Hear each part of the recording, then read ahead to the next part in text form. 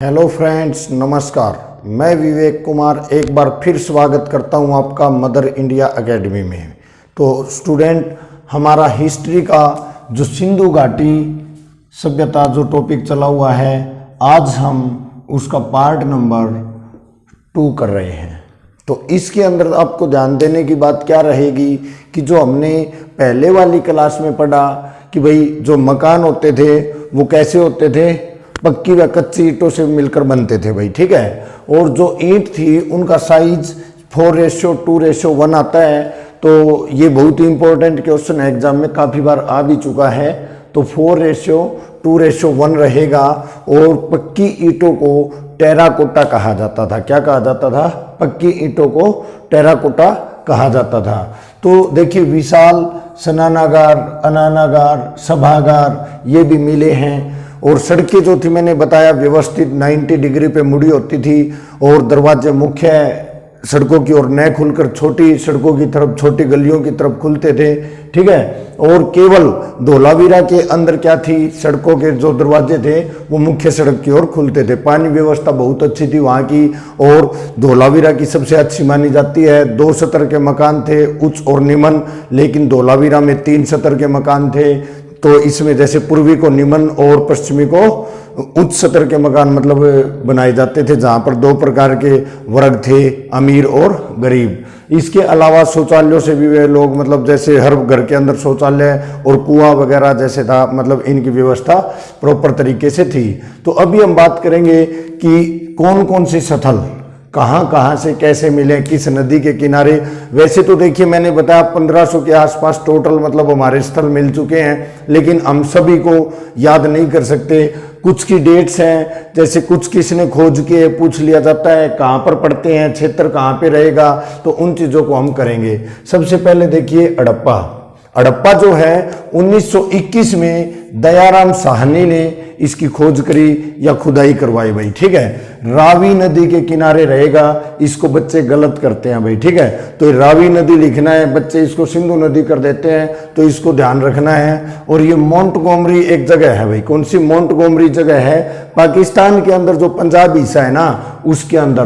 तो ये मतलब रहेगा पाकिस्तान के अंदर हड़प्पा भाई, ठीक है। और हम बात करते हैं यहाँ से, एक तो स्वास्तिक का निशान मिला। स्वास्तिक जिसको हम जैसे मतलब बनाते हैं, इस प्रकार से बनाते हैं जो स्वास्तिक का निशान, ठीक है, वो मिला है भाई, ठीक है। कहाँ से मिला ये हमारा मिला है हड़प्पा से।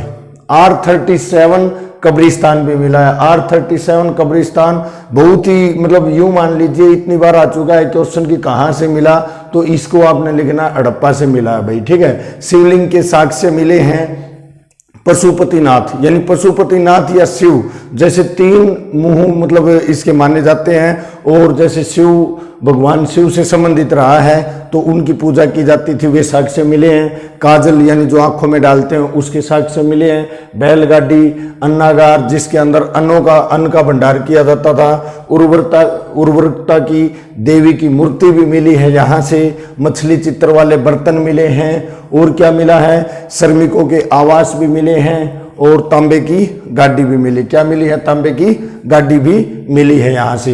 देखिए मैंने आपको बताया तांबे की गाड़ी, इसको हम कांस्य युगीन बोलते हैं। तांबा और टीन मिलने से क्या बनता है? कांसा बनता है भाई। मैंने जैसे कि लास्ट उसके अंदर क्लास के अंदर शायद यहाँ पर तांबे की जगह पीतल बोल दिया हो, तो उसको आप इंप्रूव कर लेना। ये तांबा रहेगा भाई, क्योंकि साइंस का क्वेश्चन बनता है तांबा प्लस टीन मिलने से कांस्य होता है, तो इसको हम कांस्य युगीन सभ्यता भी कहते हैं। इसके बाद हम बात करते हैं मोहनजोदड़ो। तो जो मोहनजोदड़ो है ये विश्व का सबसे बड़ा स्थान है, पाकिस्तान के अंदर रहेगा। 1922 में राखलदास बनर्जी ने इसकी खोज करी। और ये सिंधु नदी के किनारे रहेगा। किसके किनारे रहेगा? सिंधु नदी के किनारे रहेगा।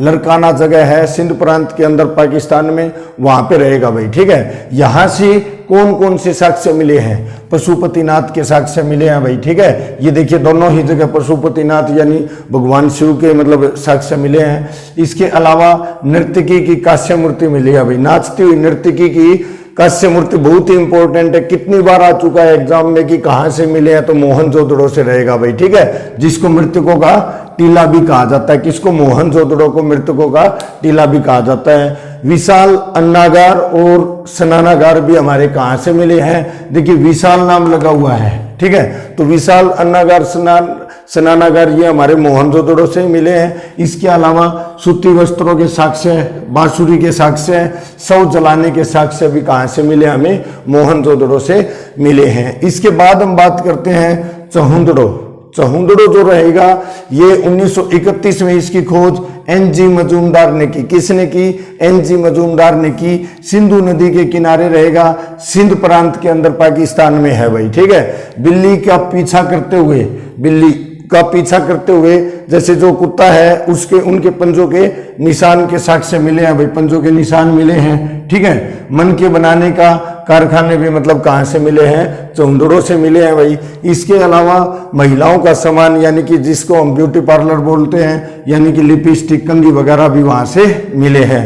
अलंकृत हाथी मिले हैं और श्रृंगार के साथ वर्गाकार ईंट भी मिली है भाई। कहाँ से मिली है? ये हमारी चहुंदड़ो से मिली है।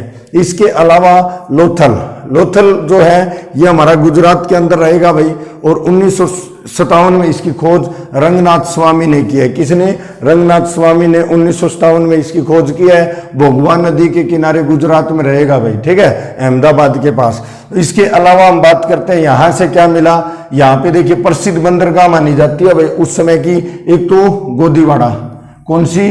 गोदीवाड़ा। दूसरी डाक यार्ड बंदरगाह, डाक यार्ड सबसे इंपॉर्टेंट क्वेश्चन है। अभी ये नहीं माना जाता कि लोथल बंदरगाह के रूप में जाना जाता। लोथल के अंदर जो बंदरगाह थी ना, कौन सी थी? एक तो गोदीवाड़ा और एक डाक यार्ड बंदरगाह। बहुत ही इंपॉर्टेंट क्वेश्चन है स्टूडेंट्स, ठीक है। तो ये मिली है वहां से। चावल की खेती के साक्ष्य भी मिले हैं। अग्नि कुंड मिले हैं, जिसको अग्नि वेदिका भी कह सकते हो आप। हाथी दांत का पैमाना होता था, हाथी दांत का पैमाना भी वहां से मिला है हमें। 3 युगल शवादान यानी कि 3 व्यक्तियों के शव एक साथ मतलब दफनाए गए हैं, वो साक्ष्य भी मिले हैं। कपास के साक्ष्य मिले हैं यहाँ से, और खिलौनों के साक्ष्य मिले हैं। नाव के साक्ष्य भी कहाँ से मिले हैं स्टूडेंट्स? हमें लोथल से मिले हैं। इसके बाद ये भी हमारा गुजरात का ही रहेगा, कालीबंगा।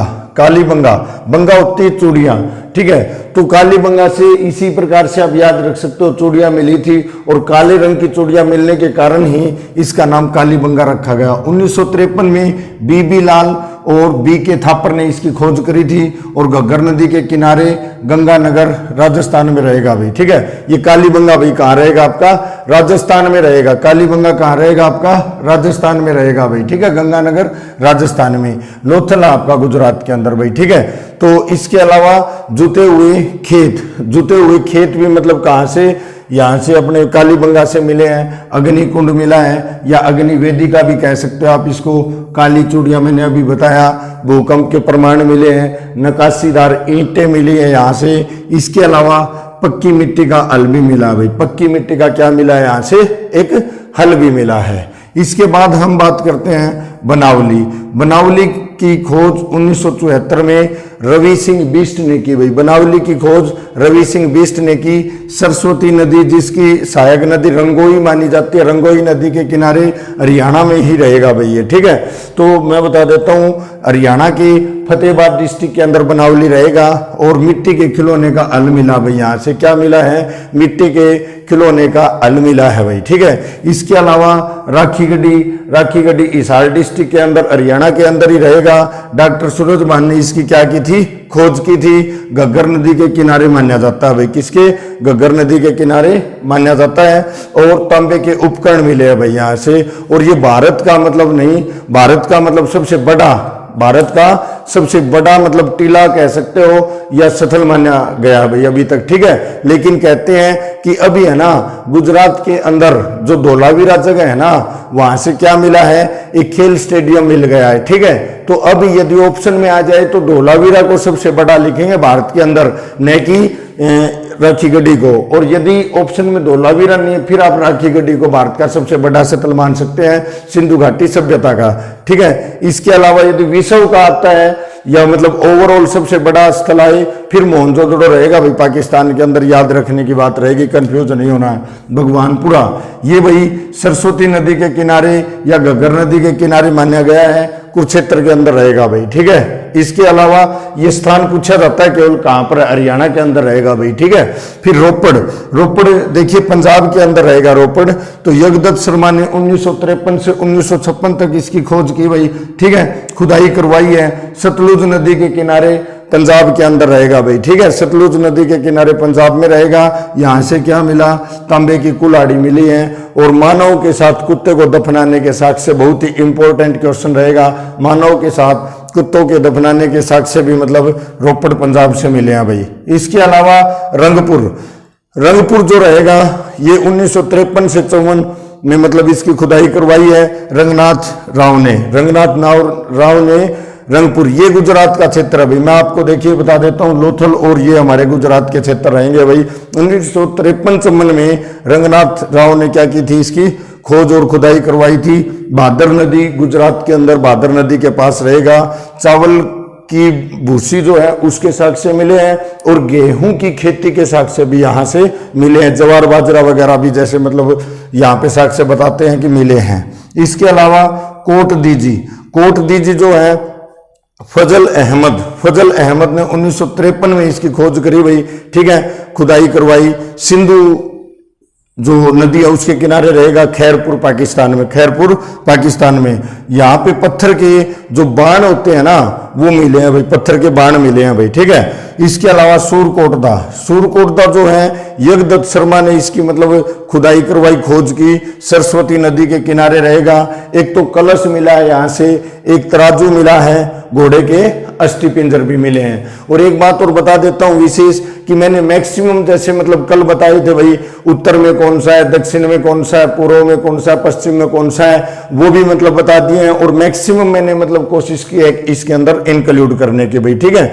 इसके अलावा फिर हम मतलब और भी यदि बात करें तो ये सूरकोटदा, कालीबंगा और लोथल जो है ना, यहां से कौन सा, सूरकोटदा, कालीबंगा और लोथल, यहां से हमारा क्या रहेगा, घोड़े के अस्थि पिंजर के साक्ष्य भी मिले हैं भाई। क्या मिले, घोड़े के अस्थि पिंजर के साक्ष्य भी मिले हैं। पशु पालने से संबंधित साक्ष्य क्या रहे हैं भाई, कौन से पशु पालते थे, एक तो कुबड़ वाला बैल पालते थे भाई, क्या पालते थे, कुबड़ वाला बैल।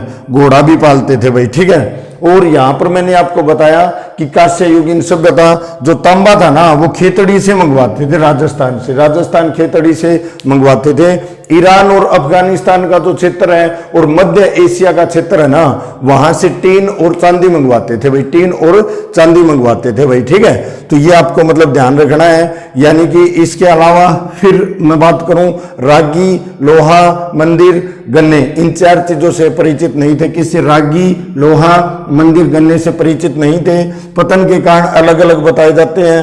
अर्नेस्ट मैके और जॉन मार्शल, कौन, अर्नेस्ट मैके और जॉन मार्शल बोलते हैं कि ये भूकंप के कारण मतलब यहाँ पर पतन हुआ है भाई, ठीक है। इसके अलावा चाइल्ड और व्हीलर है। इसके अलावा पिगट महोदय जो अपने थे उन्होंने बोला है विदेशी आक्रमण या आर्यों का आक्रमण बताया है भाई, ठीक है, जो सुमेरियन पर्वत से आए हुए लोग थे आर्य, उनके द्वारा बताया जाता है। फिर मैके और मार्शल ने इसका कारण बाढ़ बताया भाई।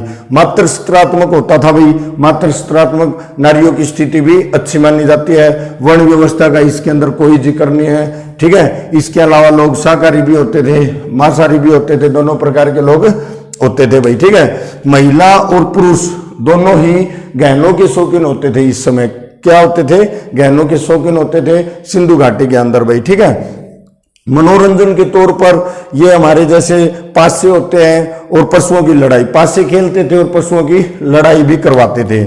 आर्थिक जीवन की बात करें तो आर्थिक जीवन में हम बात करते हैं कृषि और व्यापार। क्या, कृषि और व्यापार मतलब करते थे भाई, ठीक है। और व्यापार मैंने बता दिया दूसरे देशों के साथ, इराक वगैरह हो गया, मेसोपोटामिया वगैरह हो गई, वहां से वस्तु विनिमय का व्यापार भी करते थे भाई, ठीक है। धार्मिक, नाग पूजा करते थे, पशुपतिनाथ की पूजा करते थे, लिंग योनि की भी पूजा करते थे भाई, ठीक है। इसके अलावा ये लोग महाविद्यालय से भी क्या थे, परिचित होते थे भाई, ठीक है। तो इस प्रकार से मैंने जैसे कंप्लीट जो हमारी सिंधु घाटी सभ्यता है, सिंधु सभ्यता है, या फिर सिंधु सरस्वती सभ्यता है, या फिर हड़प्पा संस्कृति है भाई, ठीक है, हड़प्पा सभ्यता है, उसको मैंने मतलब आज आपको कंप्लीट करवा दिया है। आगे की क्लासेस हम कंटिन्यू करेंगे भाई। तो आज के लिए इतना ही रहेगा स्टूडेंट्स। Thank you. जय हिंद, जय भारत।